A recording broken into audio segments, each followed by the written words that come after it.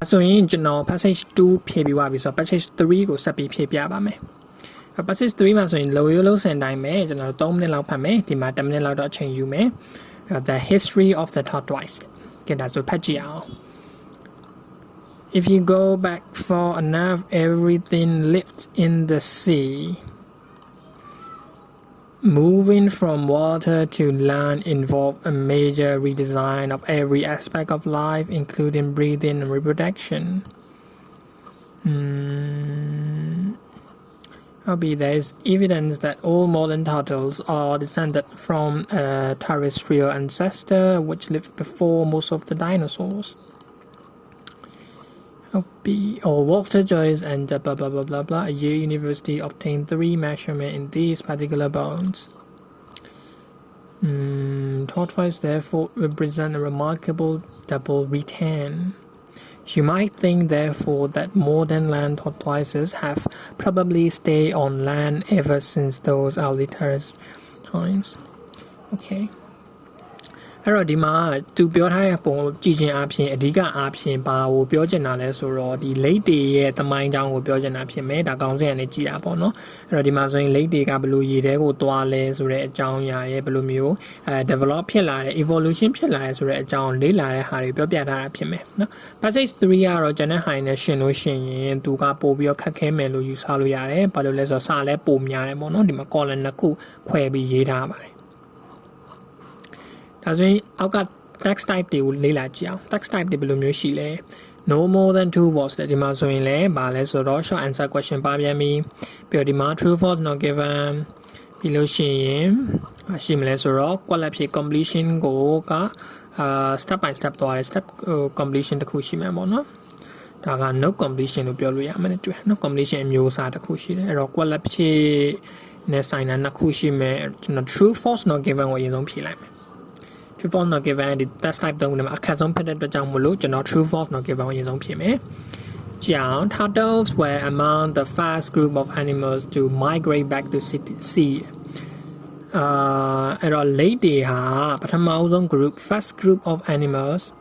နော်ပင်လယ်ထဲကိုတွားတဲ့ပထမဆုံး group ဖြစ်ပါတယ်တဲ့။ကဲဒါဆိုရင်ကျွန်တော် true နဲ့ false ဆိုပဲအရင်စဉ်းစားမယ်။ပင်လယ်ထဲကိုတွားတဲ့ပထမဆုံးအုပ်စုဆိုလို့ရှိရင်မှန်တယ်နော်သူ့အပြင်နောက်ထပ်အုပ်စုရှိသေးတယ်သူအရှိမပေါ့နော် turtles တဲ့အရှိမတခြားအုပ်စုတွေရှိသေးတယ်ဆိုလို့ရှိရင်နော် turtles တွေက first group animal ဆိုတာပြောဆိုချက်ကမှားမယ်ပေါ့ကဲမှန်လားမှားလားပဲအရင်ဆုံးကြည့်မယ် turtles တွေကပင်လယ်ထဲကိုသွားတဲ့ပထမဦးဆုံးသော first group animal ဟုတ်လားစမောင်းစာပိုက်ကနေစာကြည့်မယ် within many different animal groups moved out on the land sometimes even to most predators are taking their own privacy water. In addition to the reptiles, bat mammals and insects which we see all around us, or the group that we succeed out of water. To I'm sorry. Migrate back to sea. ပင်လယ်ထဲကိုပြန်သွားတာပြောတာပင်လယ်ထဲထွက်လာမဟုတ်နော်ပင်လယ်ထဲကိုပြန်သွားတာပင်လယ်ထဲကိုပြန်သွားတဲ့ဟာဒါပင်လယ်ထဲကိုပင်လယ်ထဲနေတက်လာတဲ့ဟာပြောထား various and we mustn't forget the plants without them moving from water to land involve major ဒါဟုတ်ပြီ and terror abandon their highlands ဒီမှာမပြောထားတယ်ဒီနားမှာမရှိဘူးနောက်သွားကြည့်မယ်Now I'm Babiowa. Dueling girls assisted whales, including the small and dueling tension bow with you. Okay, they do have a silver develop. Turtles went back to the sea a very long time ago, and like all the vertebrate returnees to the water, they breathe air. Like all the vertebrates, however, they are in one respect. Okay. ဟုတ်ပြီအဲ့ဒီမှာဆိုလို့ရှိရင် turtles တွေကပင်လယ်ထဲကိုသွားပြန်သွားဆိုအကြောင်းအရာရေးထားတယ်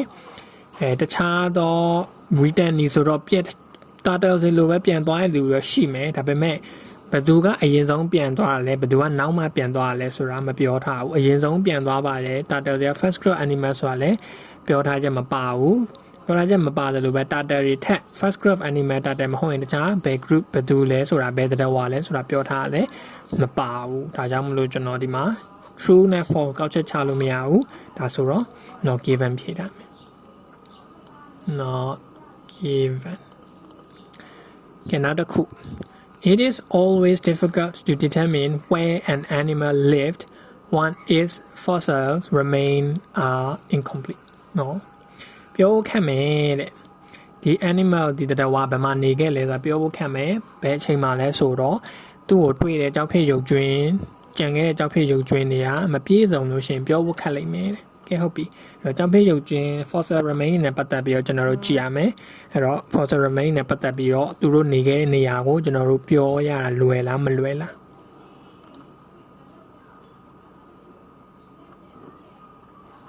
ကြည့်မယ်ခုနနေရာရဲ့အောက်မှာဆက်ကြည့်မယ်ဒီဟာနောက်မှာ fossil remain နဲ့ပတ်သက်ပြီးတော့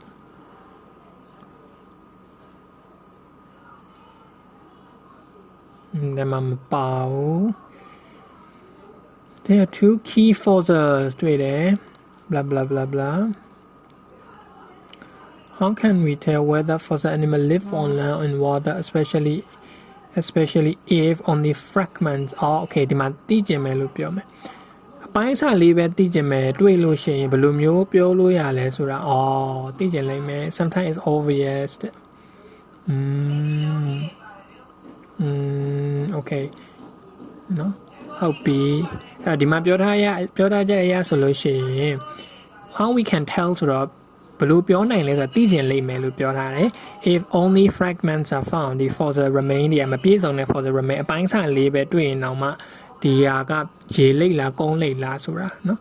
ဘယ်မှာနေလဲဆိုတာပေါ့နော်ဘယ်လိုပြောနိုင်တာလဲဆိုတာ live land or water ဘယ်လိုပြောနိုင်လဲဆိုသိကျင်လိမ့်မယ်ဆိုတော့ဒါပြောလို့ရတယ်ဆိုတဲ့သဘောပေါ့အဲ့တော့ပြောလို့ရတယ်ဆိုတဲ့သဘောဆိုတော့ဒါကို true လို့ဖြေထားမယ်ကဲအဲ့တော့ဒီမှာ tips တစ်ခုကပါလဲဆိုတော့ true false not given 3ပုတ်ပဲလာရဆိုရင်တစ်ပုတ်စီက true တစ်ပုတ်က false နောက်တစ်ပုတ်က not given ဖြစ်မှာပဲเนาะအဲ့တော့ကျွန်တော်ဒီမှာမရှာဘဲနဲ့တမ်းမရေးလို့ရတယ်33 false လို့ရေးလို့ရတယ်ဒါပေမဲ့ရှာလိုက်အောင်မယ်သိကြအောင်လို့ The habitat of blah blah blah blah မပတ်သက်ဘူး can be determined by the appearance of their fossils remain habitat of can be determined habitat of ဆိုတော့ habitat ဆိုတာနေထိုင်ရာဒေသပေါ့နော်ပြောလို့ရတယ်တဲ့သူရဲ့ fossil remain တွေရဲ့ပုံပန်းတတန်ကိုကြည့်ခြင်းအဖြစ် appearance ကိုကြည့်ခြင်းအဖြစ်ပြောလို့ရတယ်တဲ့အဲ့တော့ရှားမှာဒီ each to saras ပေါ့နော်အတန်တော့မထွက်တတ်ဘူးသူနာမည်တွေဖြစ်တဲ့အတွက်ကြောင့်မို့လို့ဒီစကားလုံးလေးကိုရှာမယ်ဘယ်နာမှတွေ့မလဲခုနကနေအောက်မှာထပ်ပြီးရှောက်တွေ့ပြီး Ignosaurus where with fins and body the fossils look like dolphins and they surely live like dolphin in water ဒါလည်းမှန်နေတယ် with others it is with others it is less obvious one way to tell is by measuring the bones of their fallen ဒါဆိုရင်ဒီမှာဆိုရင်ကျွန်တော်တို့ဒါကို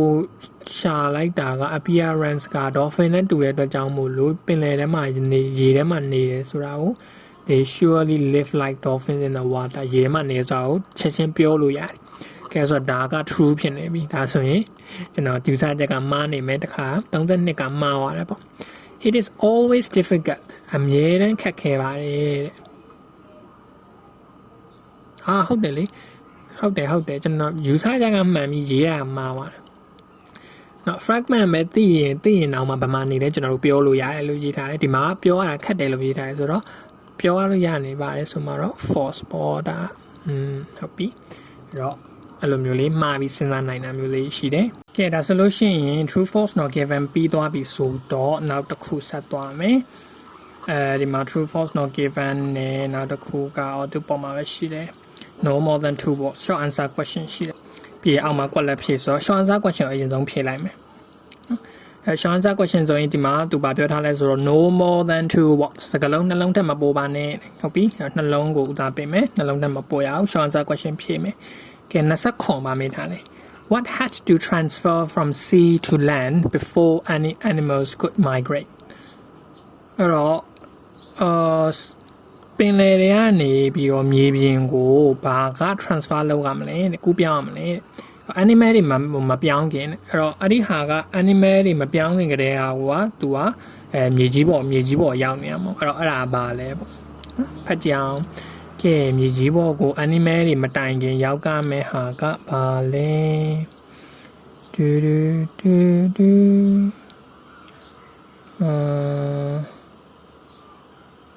တွေ့ပြီ and we mustn't forget the plants without whose period ဒီမှာ period ဆိုတာက invasion of the land နော် without those periodဆိုတာ before ပေါ့နော်ကြိုပြီးရောက်တာပြ invasion ဆိုတာထိုးဖောက်တာပေါ့နော်ကျူးကျော်ထိုးဖောက်တာof the land none of the other migration could have happened none of the other migration ဆိုတော့တနက်ဟာတခုမှဖြစ်လာမှာမဟုတ်ဘူးတဲ့ plants တွေဒါဟိုကြိုပြီးမရောက်ခဲ့လို့ရှိရင်ပေါ့နော်ဒီမှာတော့ဒါလေးရဲ့အဓိပ္ပာယ်ကိုတော့သိရမယ်ပေါ့နော် period invasions of the land ပေါ့နော်ဒါလေးရဲ့အဓိပ္ပာယ်ကိုတော့သိရမယ်အဲ့ဒါမှသာအဆင်ပြေမှာဖြစ်ပါတယ်အဲ့ဒါဆိုလို့ရှိရင် plant တွေကရောက်အောင်မယ်ဆိုတော့ဘာရောက်ကမလဲ the plants အဖြေရေးလိုက်မယ် I had to transfer ဆိုတော့ the plants have to transfer so the plant နော်အရှိကောက်ရေးပါokayနောက်တစ်ခု which two processes are mentioned as those in which animals had to make big changes as they move onto land process နှစ်ခုဘယ် process နှစ်ခုဟိုဖော်ပြထားလေတဲ့အဲ့တော့ဘာဖြစ်တဲ့ process နှစ်ခုလဲဆိုတော့ပြောင်းလဲရမယ့် process နှစ်ခု land ပေါ်မြေကြီးပေါ်ရောက်လို့ရှိရင်ပင်လယ်ထဲမြေကြီးပေါ်ရောက်လို့ရှိရင်ပြောင်းလဲရမယ့် process နှစ်ခုဖော်ပြထားလေတဲ့အဲ့တော့ကြည့်အောင်ခုနကနေအောင်လေးမှရှိလိမ့်မယ် moving from land to water in for major redesign ဆိုပြောင်းလဲရမှာနော် of every aspect of life including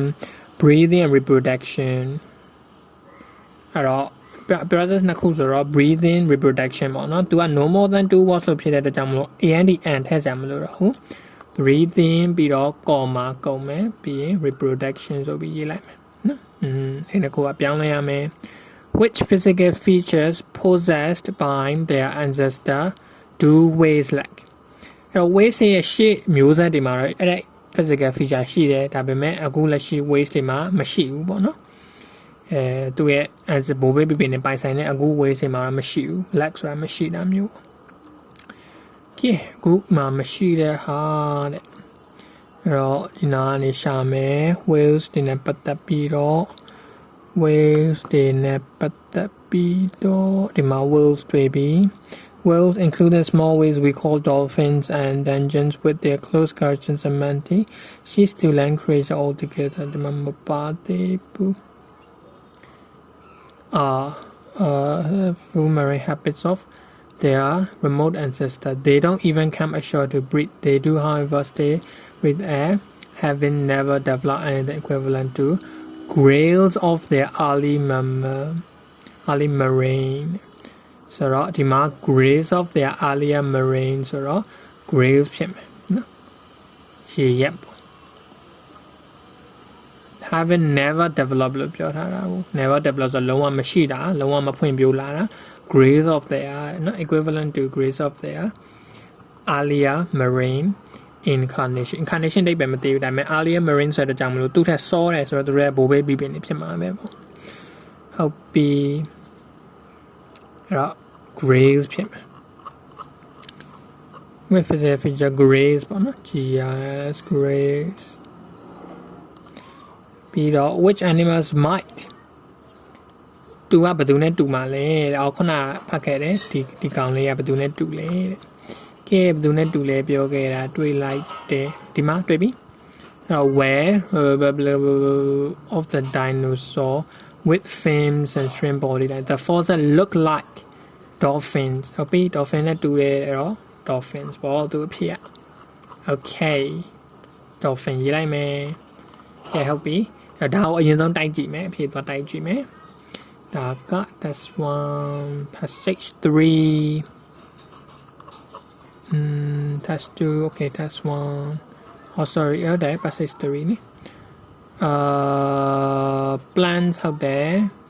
plants ပဲဖြစ်ရင်တယ်မလို့တော့ breathing reproduction ဟုတ်ပြီ comma လေး copy ရေးထားမှာနော်ပြီးရင် grails dolphins ရပြီနော်ကဲဟုတ်ပြီဒါဆိုရင်နောက်ကွက်လက်ဖြည့်ကြည့်အောင် Plat phe thap phe me câu man đấy plant ai mà sao lông này bù thế là what phe đó what how to transfer the plants လို့ဖြေတာ the plants ဆိုမှန် plants မှန် article ရထည့်ရမှာမထည့်ရမှာနည်းနည်းတော့ time ပတ်မယ်အားလေးနောက်ဟိုဟာလေးဖြည့်လို့ချင်းသတိထားပြီးကြည့်ကြည့်ပါဘယ်လိုဖြ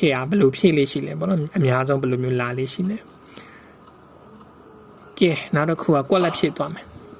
အဲ့တော့ no more than 2 words and or a number လို့ပြောထားတယ်နှလုံးထပ်မပိုပါဘူးပြီးတော့နံပါတ်တစ်လုံးတွဲလို့ရတယ်ဒါမှမဟုတ်နံပါတ်ကြီးပဲတက်တည်တန်းဖြစ်မယ်နော် quality ဖြည့်ရမှာ completion type completion type တွေကတော့ဘယ်လိုသွားမလဲဆိုတော့ဟိုရှားတာလွယ်တယ်ခုန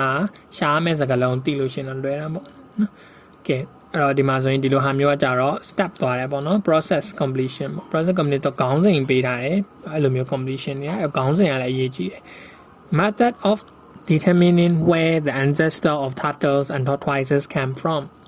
အဲ့တော့ဗာလဲဆိုတော့ဘယ်ကနေလာတယ်လဲဆိုတာကိုနော်ဟိုရှာမဲ့ method ပေါ့နော်အဲ့တော့ပြောရရင်နီးစနစ်တွေပေါ့နီးစနစ်အကြောင်းပြောရမယ်အဲ့တော့ဘယ်လိုနီးနေရှာမလဲဆိုတော့ရေးထားမှာပေါ့ကဲ step 1ဆိုတဆင့်ချင်းသွားမယ်ဆိုကျွန်တော်တို့ step တစ်ခုချင်းစီကိုနားလည်ထားဖို့လိုတယ် step 1ဘာလို့ရမလဲကြည့်အောင် 71 species of living turtles and tortoises were examined အဲ့တော့82မျိုးစစ်တယ် and a total of ဘယ်လောက်လဲ blank were taken from the bones of their forelimbs နော်အဲ့တော့ယူလိုက်တယ်ပေါ့နော် were taken from ဆိုအဲ့ဒီ quality ထဲက quality မှာဖျက်မဲ့စကားလုံးကိုကျွန်တော်ကယူလိုက်တယ်ဘယ်ရလဲဆိုတော့ bones of their forelimbs ကနေယူလိုက်တယ်အဲ့တော့အဲ့ဒါဘာလဲပေါ့ a total of blank were taken from ကဲဟုတ်ပြီကျွန်တော်တို့အဲ့ဒါစာပိုက်ထဲမှာသွားရှာမယ်71 species ယူရဲဆိုတော့71 species ကိုရှာရင်တော့တွေ့နိုင်ကဲယူမယ် bones of forelimbs ကနေယူမှာ71 species ဘယ်နာမှာရှိလဲဟောဒီအောက်ပိုင်းမှာဖြစ်မယ်အော်ဒီမှာ71 species living turtles and tortoises then just obtain 3 measurements in these particular bones of 71 species or ဒါမှ taken လို့ပြောရတယ်နော် were taken from the forelimbs ဆိုတော့they use a tiny triangular paper to plot 3 measurements အော်ဒါပေမဲ့ယူရာဆိုတော့ in these particular bones ကဘယ်ကိုပြောတာတွေ့ပြီ the bones of the forelimbs ဟုတ်ပြီ one way to tell is by measuring the bones of their forelimbs obtain 3 measurements in these particular bones ဆိုတော့ particular bones ကဒါနဲ့အတူတူပဲ bones of the forelimbs နဲ့အတူတူပဲအဲ့တော့3 measurement ယူတယ်တဲ့အဲ့တော့ကျွန်တော်တို့ရဲ့ quality ပထမဆုံး quality အဖြေကဘာဖြစ်မလဲဆိုတော့ 3 measurements a total of 3 measurements နော်okay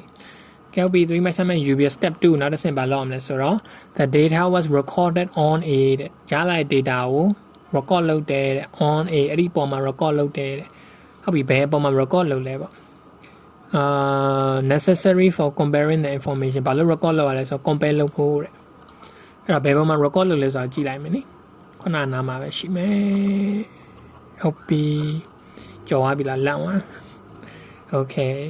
they use a kind of triangular graph paper to plot 3 measurements against one another. Okay, အဲ့တော့ record ယူရဲဆိုတော့ရေးလိုက်တာပေါ့နော်သူ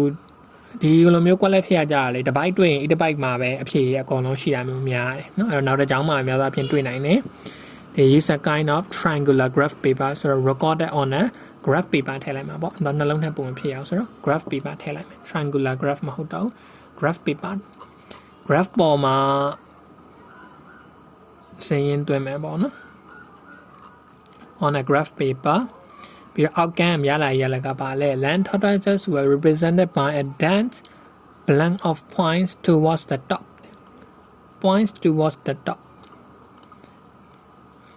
land tortoises တွေကိုကိုစားပြုတယ်တဲ့နော် land ဆိုတာကပြစ်သိမ့်ညာမျိုးပြောတာပေါ့နော်ထူတတ်တယ် of points towards the top ဆိုတော့ထူတတ်တဲ့ဟာဖြစ်ကမယ်ကျွန်တော်တို့ဖြည့်မယ်ကွက်လက်က dance နဲ့ဆက်ဆက်ကမယ်ပြီးတော့ဘာရဲ့ဟောဖြစ်ရမလဲဆိုတော့ points နဲ့အမှတ်တွေနဲ့ပတ်သက်ပြီးတော့ဖြစ်ကမယ်ထူတတ်တဲ့ဟာဖြစ်ကမယ် land tortoises တွေကိုကိုစားပြုတဲ့ဟာဖြစ်ကမယ်ဟောတွေ့ပြီ land tortoises all the land tortoises species form a tight cluster of points or point တွေနဲ့ လောက်တာဆိုတော့ type က dance နဲ့တူတူပဲ cluster ပေါ့နော်အဲ့ဒါဆိုဖြစ်ရမှာ serious the cluster of points in the upper part အပေါ်ပိုင်းမှာလွယ်လွယ်လေးပဲကဲအဲ့ရောကျွန်တော်တို့တွေးပြီး dance က type နဲ့တူတယ်ပြီးတော့cluster of points C CUST ရလား cluster ပေါ့နော် CUST ရလည်းတွေ့စာလုံးပေါင်းတော့မှန်အောင်ပါပြန်ကြည့်ပြီးတော့ကြည့်ချလိုက် cluster ဖြစ်မယ်ကဲ30ခွန်ကကြတော့နောက်တစ်ဆင့်ရောက်သွားပြီပေါ့နော်အဲ့ဆိုတော့ဒီမှာကျွန်တော်ဒီတစ်ကြောင်းကြံသေးဒီတစ်ကြောင်းလည်းဖတ်ဖို့လိုတယ် sea turtles were grouped together in the bottom part နော် land turtles တွေအပေါ်ပိုင်းမှာ sea turtles တွေအောက်ပိုင်းရောက်သွားပြီဟုတ်ပြီ step 3နောက်တစ်ဆင့်ပါဆက်လုပ်လဲThe same data was collected from some living plant species added to the other result. အတူညီရဲ့ data တွေကိုဘယ်ကကောက်တယ်လဲဆိုတော့ some living သက်ရှိ plant species some living plant species အဲ့ဒီ species တွေကနေပြီးကောက်တဲ့တူညီတဲ့ data တွေကောက်ပြီးတော့ added to the other result တခြား result တွေလည်းပေါင်းထည့်လိုက်တယ်။ကဲဟုတ်ပြီ data ကိုတူညီတဲ့ similar ဖြစ်တဲ့ဟာဆိုတူညီတဲ့ data ကိုပဲကောက်မှာပေါ့နော်။ဘယ် species တွေကသွားကောက်တယ်လဲကြည့်အောင်။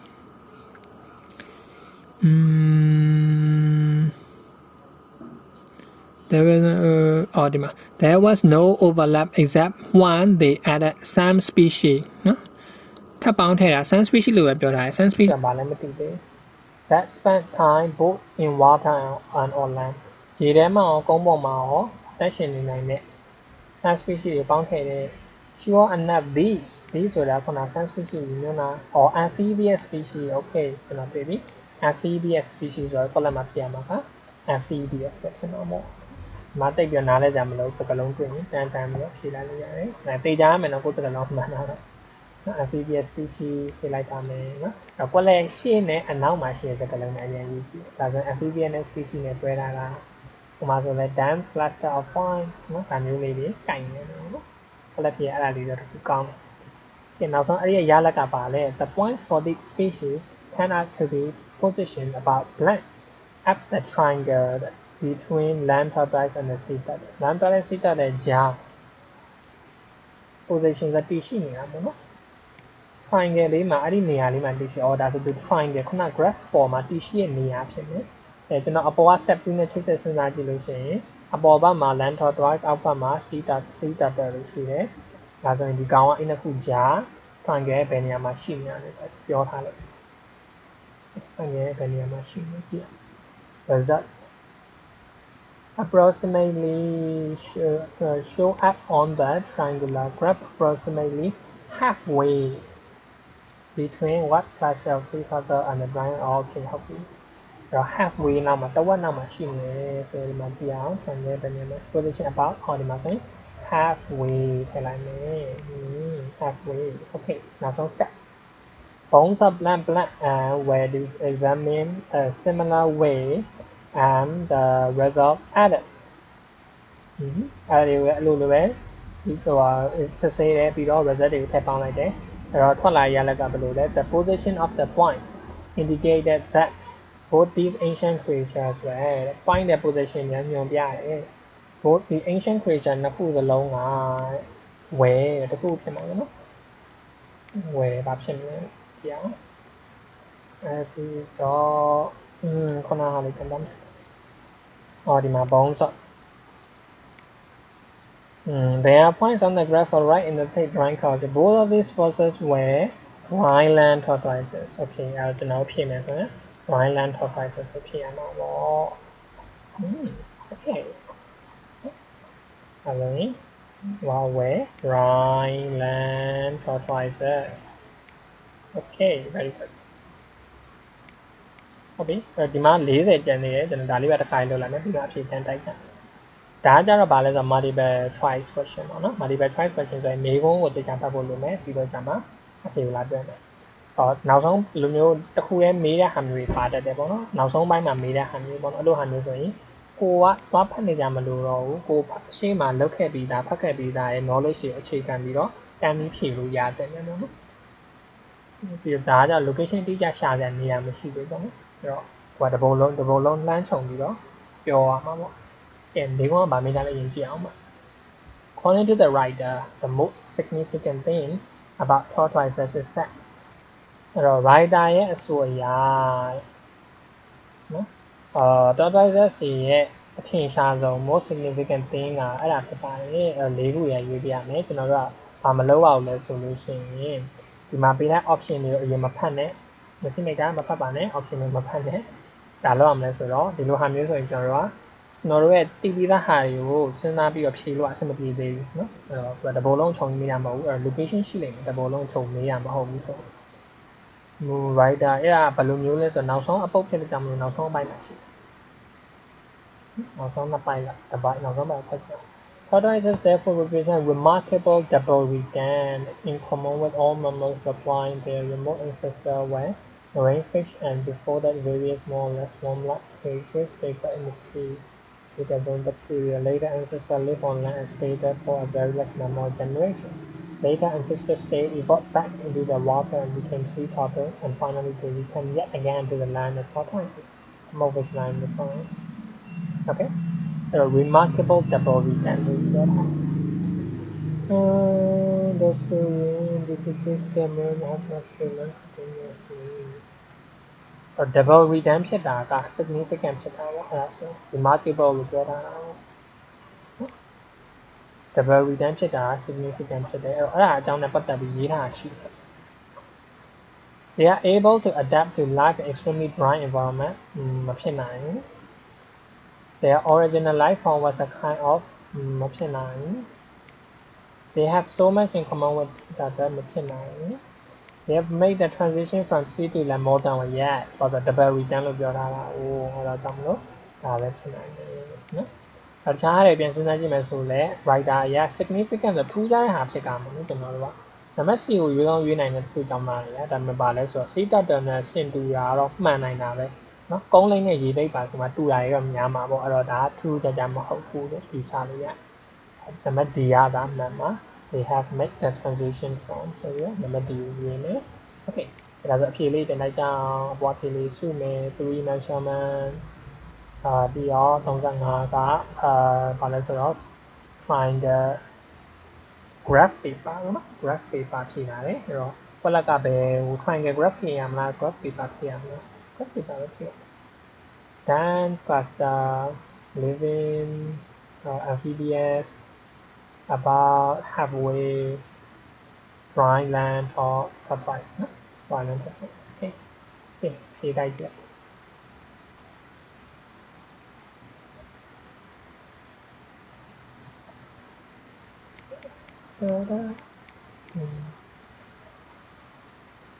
Three measurements, triangular graph. Oh, triangular graph. On a graph ဆိုရင်ညာပေပါမလို့ on a graph ဆိုရင်ညာပြီအဲ့ညာလေးတစ်ခုမှလေးနဲ့အဲ့တော့ location ကတော့လုံးဝမှန်တယ်နဲ့ဖြည့်တဲ့စကားလုံးကလည်းဘယ်စကားလုံးရွေးမလဲဆိုတာပေါ့နော်ညာဝါနဲ့နေဝါဒီပေါ်မှာပဲမှားတယ်မှားရင်လည်းကိုကပြန်ပြီးတော့စဉ်းစားမယ်ပေါ့နော်ကဲပါကြောင်းလဲနောက်တစ်ခါကြာလို့ရှိရင်ဘာပဲဖြည့်မလဲကျွန်တော်မြင်တာမှာgraph ဟုတ်ပြီ cluster မှန်တယ် amphibious မှန်တယ် halfway okay ကုန်ပါပါကဲဒါဆိုရင်နောက်တစ်ခုပြီးသွားပါပြီ book 9 test 1 passage 3အဲ့ဒါ test 1ကအကုန်ပြီးသွားပြီအဲ့တော့ကိုမားလေးဆိုလည်းပဲအကြောင်းဘာကြောင့်မှားလဲဆိုတော့သိချာလေးသုံးသပ်ကြပါလို့ပြောချင်ပါတယ်ကျေးဇူးတင်ပါတယ်